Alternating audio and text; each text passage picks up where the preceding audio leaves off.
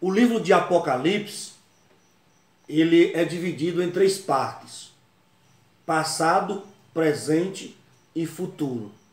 No capítulo 1, refere-se ao passado. O capítulo 2 e 3, ou os capítulos 2 e 3, refere-se às coisas que João estava presenciando, ou seja, a situação das igrejas da Ásia. E os capítulos 4 ao 22 alude aí ao futuro. E nós vamos observar que tem um capítulo no livro de Apocalipse, que é o capítulo 12, que ele é muito interessante, e o capítulo 12 tem algo a ver com a grande tribulação. Porque o capítulo 12, ele se refere, ou ele abrange, passado, presente e futuro, mencionando aí detalhes elucidativos acerca da atuação do inimigo, desde o surgimento de Israel até o fim do período tribulacionista. Além disso, enfatiza as vitórias ou a vitória de Cristo e sua igreja sobre as hostes da maldade. No capítulo 12 de Apocalipse, fala de uma mulher vestida do sol. Quem é a mulher vestida do sol? Nesse capítulo de número 12 de Apocalipse, que é o capítulo em análise, menciona 3 personagens: a mulher vestida do sol, o menino e também o dragão. Algumas correntes teológicas, algum pensamento teológico, desconsiderando aí o simbolismo dessa passagem, eles afirmam que a mulher é Maria, mãe de Jesus. Existem alguns teólogos, ignorando o fato da igreja ter saído de Jesus, e não o inverso, tem afirmado que a mãe do menino é a igreja. E ambas as afirmações não passam de especulações. Aqui são especulações, se você observar, elas são desprovidas de embasamento bíblico. Não vamos encontrar base bíblica para afirmar que a mulher vestida do sol é Maria, ou que a mulher vestida do sol é a igreja. Não há dúvidas de que essa mulher é Israel. E o versículo 17 da passagem que nós estamos analisando nos mostra que o dragão é Satanás, fará guerra ao resto da sua semente. Uma referência clara ao remanescente israelita. Também Isaías clamava acerca de Israel. Ainda que o número dos filhos de Israel seja como a areia do mar, o remanescente é que será salvo.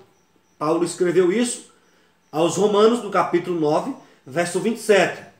Então vamos analisar aí as características dessa mulher, do capítulo 12 de Apocalipse. Primeiro, essa mulher está vestida do sol. Isso representa a glória do Senhor, que tem envolvido o povo israelita ao longo dos séculos. Segundo, ela tem a lua debaixo dos pés. E isso aqui é uma alusão à supremacia de Israel como nação escolhida. Porque povo santo és ao Senhor teu Deus. O Senhor teu Deus te escolheu para que lhe fosse o seu povo próprio de todos os povos que sobre a terra há. Isso está em Deuteronômio capítulo 7, verso 6. Terceiro, essa mulher tem uma coroa de 12 estrelas sobre a cabeça. Trata-se de uma referência aos patriarcas, que deram origem às 12 tribos formadas do povo de Israel. Isso está em Gênesis capítulo 37, verso 9. Quarto, esta mulher está grávida, já com dores de parto, gritando com ânsias de dar à luz. Isso mostra que o privilégio de ser escolhido como a nação de onde surgiu o Messias trouxe e trará a Israel experiência dolorosa, como a mulher grávida, quando está próxima à sua hora, tem dores de parto e dá gritos nas suas dores. Assim fomos nós por causa da tua face, ó Senhor. Isso quem escreveu foi Isaías, capítulo 26, verso 17. Quem é o menino?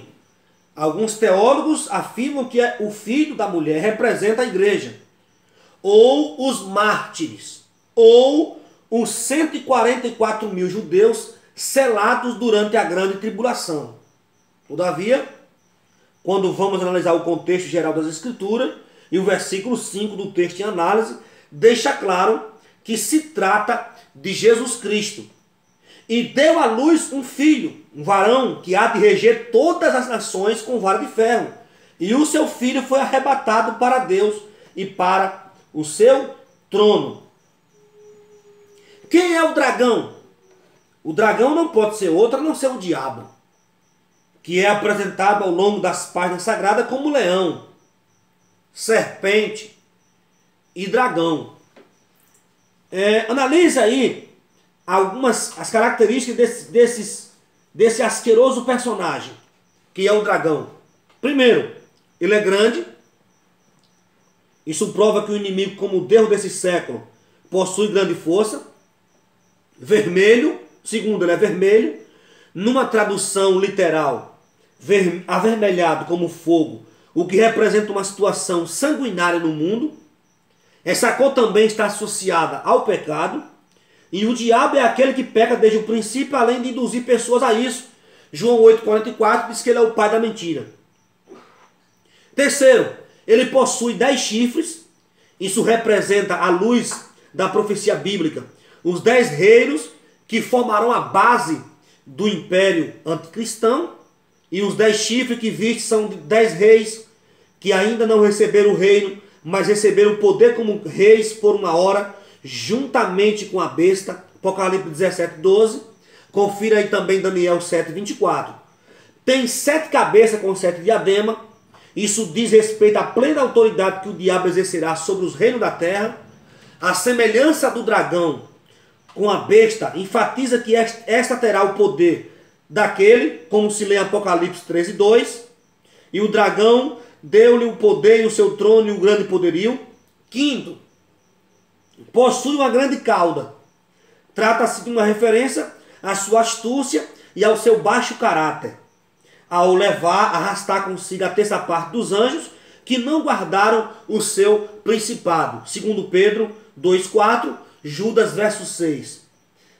A fúria do dragão contra a mulher, em Apocalipse 12,4, está escrito que o dragão parou diante da mulher, para que, dando ela à luz, lhe tragasse o filho, mas ele não conseguiu fazer mal ao menino. Desde o princípio nós temos observado que o inimigo, ele lutou contra Israel, pois sabia que por meio dessa nação, o Senhor realizaria a redenção da humanidade. Então Satanás não conseguiu frustrar o plano divino. O menino Jesus, filho de Davi, filho de Abraão e filho unigênito de Deus, nasceu em Belém da Judéia. E como nós já vimos a narrativa em foco, abrange passado, presente e futuro, enfatizando ainda que de modo subjetivo, a vitória de Cristo na cruz, o seu alcance universal.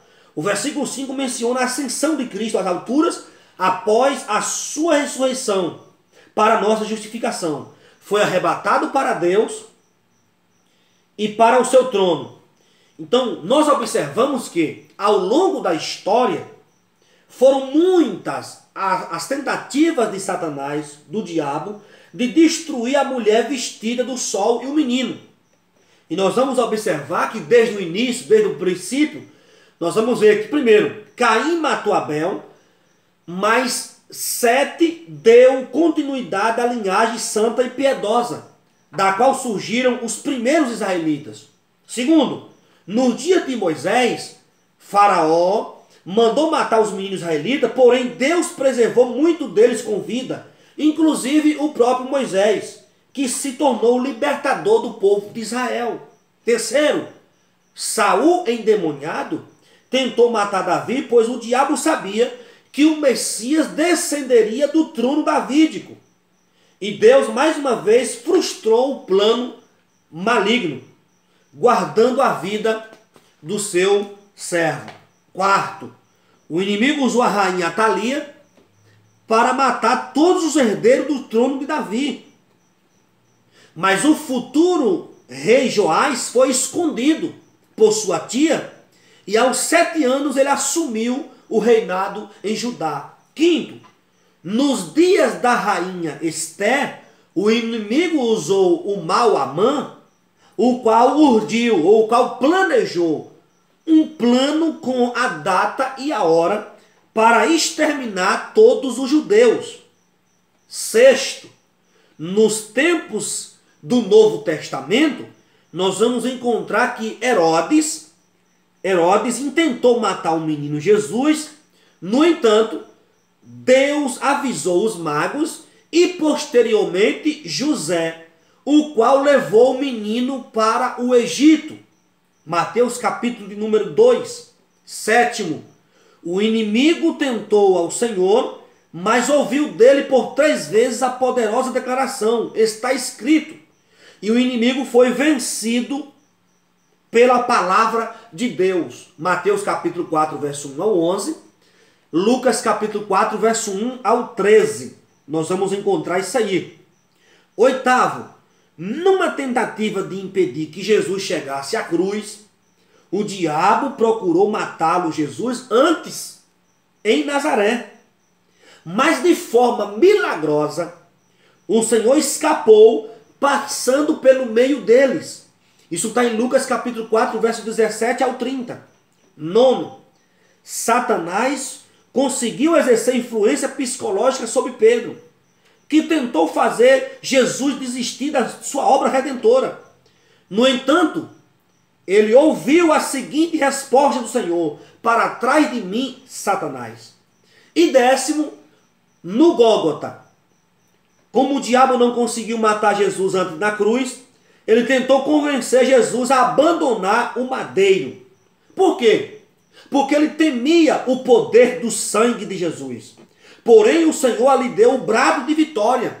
Está consumado, e a vitória é nossa em nome de Jesus, porque todas as tentativas diabólicas foram frustradas e Jesus venceu o diabo na cruz do Calvário. Então Satanás ele será precipitado na terra. Após o arrebatamento da igreja, haverá uma batalha no céu, sob o comando do arcanjo Miguel, encarregado de proteger o povo de Deus. Os anjos de Cristo prevalecerão contra os do diabo, né? E o texto diz: e houve batalha no céu, Miguel e seus anjos batalhavam contra o dragão, e batalhava o dragão e os seus anjos, mas não prevaleceram, nem mais o seu lugar se achou nos céus. Apocalipse 12, versos 7 e 8. Nesse tempo, o dragão será expulso das regiões celestiais. Foi precipitado o grande dragão. Apocalipse 12, verso 9. O diabo já foi julgado. João capítulo 16, verso de número 8 ao 11. A sua carreira está em descensão. Quando ele quis igualar-se a Deus, ele foi precipitado do céu juntamente com seus anjos. Segundo, na grande tribulação será lançado na terra. Terceiro, no milênio ficará preso no abismo. Quarto, finalmente será lançado no lago de fogo. E hoje, os anjos caídos agem no mundo, mas com limitações. Eles habitam as regiões celestiais, no espaço sideral, onde está a sede do governo do principado ou do príncipe das potestades do ar. Então, por essa ocasião da grande tribulação, as hostes espirituais da maldade terão uma atuação mais direta e concentrada sobre os moradores da terra, no período da grande tribulação. Então nós vamos observar. Outra coisa aqui que nós observamos, a fuga de Israel para o deserto. Na segunda metade da grande tribulação, o diabo perseguirá a mulher, isto é, Israel. Quando o dragão viu que foram lançados na terra, perseguiu a mulher.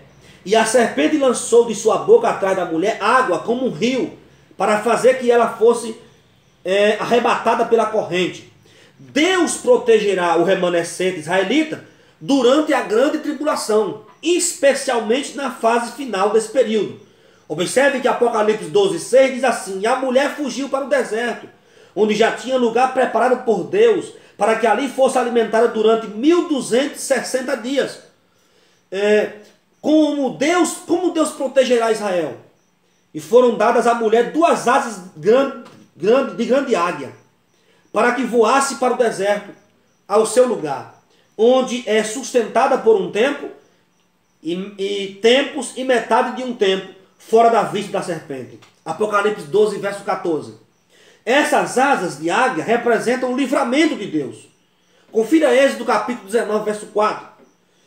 Êxodo capítulo 19, verso 4. Através da qual Israel será levado para um lugar seguro, onde estará protegido do dragão. O inimigo lançará, então, uma corrente de água contra a mulher. Na simbologia profética, águas representam reinos. Isso mostra que os exércitos do anticristo marcharão contra Israel na grande tribulação. Porém, o Espírito do Senhor arvorará contra eles e sua bandeira. A mulher também terá ajuda da terra. Apocalipse 12:16. Isto é, dos povos e nações favoráveis a Israel. Leia Mateus capítulo 25, verso 34 ao 40. Nós vamos observar aqui os juízos divinos durante a grande tribulação. Haverá algum juízo divino durante a grande tribulação. Antes de Cristo voltar em poder e grande glória com a sua esposa, muitos juízos divinos serão derramados sobre a terra, descritos em Apocalipse, que é o selo, trombetas e taças. Como disse Jesus em Mateus 24:22, e se aqueles dias não fossem abreviados, nenhuma carne se salvaria, mas por causa dos escolhidos, os israelitas remanescentes, aqui, os escolhidos aqui são os israelitas remanescentes, serão abreviados aqueles dias. Aí vai aparecer os 4 cavaleiros. Quando os primeiros 4 selos são desatados, na revelação dada ao apóstolo João, 4 cavaleiros, representando o anticristo, a guerra, a fome e a morte. Esses cavaleiros entrarão em ação. Apocalipse 6, do 1 ao 8. Bilhões de pessoas morrerão ainda nessa que será a primeira etapa do período tribulacionista. Os últimos selos. A abertura do 5º selo revela que entre os mortos estarão vários servos de Deus, os mártires do período de Apocalipse 6, do 9 ao 11. Ao ser desatado o 6º selo, ainda na primeira parte da tribulação, menciona-se um grande terremoto, ou seja, alterações cósmicas e densas trevas. Apocalipse 6, 12 ao 17. Depois vem a 7ª trombeta. Na abertura do 7º selo, 7 trombetas serão tocadas por 7 anjos, desencadeando aí juízos divinos ainda mais intensos contra os moradores da terra. Apocalipse do capítulo 8 até o capítulo 11. Haverá incêndios em vários lugares, pragas por toda parte e grande mortandade de peixes no mar, rios e fontes serão contaminados, gerando mais mortes.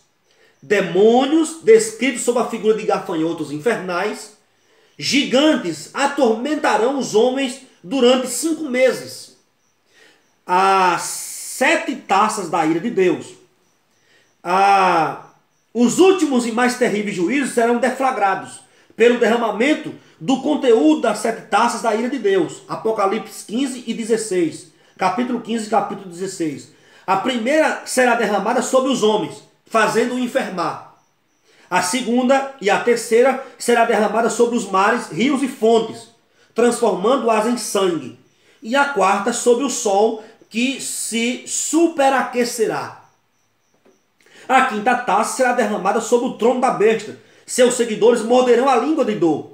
A sexta sobre o rio Eufrates, a fim de fazê-lo secar, facilitando o acesso dos inimigos de Israel ao vale do Armagedon.